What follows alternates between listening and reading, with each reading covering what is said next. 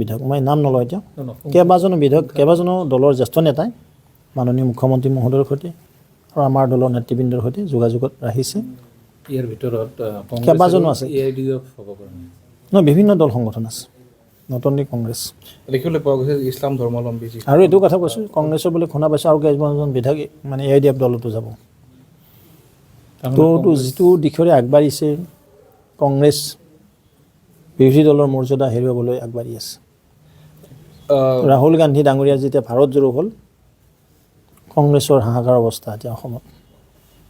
বানপানী হৈ গ'ল যাৰ কাৰণে ৰেস্কিউ টিম গঠন কৰিব লগা হৈছে ৰেছপন্স টিম ভূপেন বৰা ডাঙৰীয়া যে সেইকাৰণে আৰু ৰাহুল গান্ধীৰ যিটো মানে ভাৰত জোৰো আছিল এইটো অসমৰ কাৰণে অমাংগলিক আছিল কংগ্ৰেছ দলৰ কাৰণে সেইবোৰ মানুহক ৰিলিফটো বিজেপি দিব আৰম্ভ নাই আমি সেই তেওঁ ৰেস্কিউ কথা কোৱা নাই না তেওঁলোকৰ দলত যিটো ঘটিল যাৰ কাৰণে তেওঁ ৰেস্কিউ টিম গঠন কৰিব লগা হ'ল যে ৰেস্কিউ টিম কেতিয়া গঠন কৰে ৰেছপন্স টিম যেতিয়া ডিজেষ্টাৰ হয় এই দলত ডিজেষ্টাৰ আৰম্ভ হৈছে আমি ৰেস্কিউ টিম গঠন কৰা নাই কৰিছে কংগ্ৰেছ দলে আৰু চাওক আমি তেওঁলোকৰ শুনক সেইবিলাক সন্মানৰ ব্যক্তিয়ে ৰিলিফ বিচাৰি অহা নাই তেওঁলোকে আহিছে সংগঠন কৰাৰ কাৰণে মা ভৰ্তি সেৱা কৰাৰ কাৰণে সংখ্যালঘু অধ্যুষিত অঞ্চলৰ যিসকল প্ৰতিনিধি তেখেতসকলেও কোনোবাখিনিত আওপকীয়াকৈ বিজেপিৰ প্ৰতি সহমৰ্মিতা দেখুওৱা পৰিলক্ষিত হৈছে যদি সেয়া অগপৰ পিনেই হওক বা আজি সন্মানীয় প্ৰধানমন্ত্ৰী নৰেন্দ্ৰ মোদীয়ে যোৱা 10টা বছৰত দেশখনক যিদৰে আগবঢ়াই লৈ গ'ল দেশৰ যিটো স্বাভিমান বৃদ্ধি হৈছে যে সকলোৱে এইটো স্বীকাৰ কৰে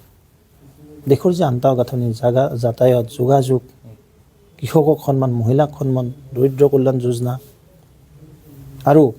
যুৱক যুৱতীক যিদৰে আগবঢ়াই লৈ গৈছে যে সকলো আজি সন্তুষ্ট আৰু সেইকাৰণে বিৰোধী পক্ষৰ সন্মানৰ ব্যক্তিসকলেও ভাবিছে যে মোদী ডাঙৰীয়াৰ বলিষ্ঠ নেতৃত্বত তৃতীয়বাৰ কাৰণে চৰকাৰ গঠন কৰিবলৈ গৈ আছে মই কোৱা নাই আপোনালোকৰ এক্সিট পলবিলাকে কৈছে বিভিন্ন চেনেল বিভিন্ন মাধ্যমে মোদীজী আকৌ আমি আমাৰ যি টাৰ্গেট 370 ভাৰতীয় জনতা পাৰ্টি অকলে আৰু আমাৰ 400তকৈ অধিক এলায়েন্স পাৰ্টি এইবাৰ তৃতীয়বাৰৰ কাৰণে প্ৰধানমন্ত্ৰী পদত অধিষ্ঠিত হ'ব আৰু 400+ আপকি বাৰ 400 পাৰ খুব আৰামছে হ'ব কংগ্ৰেছৰ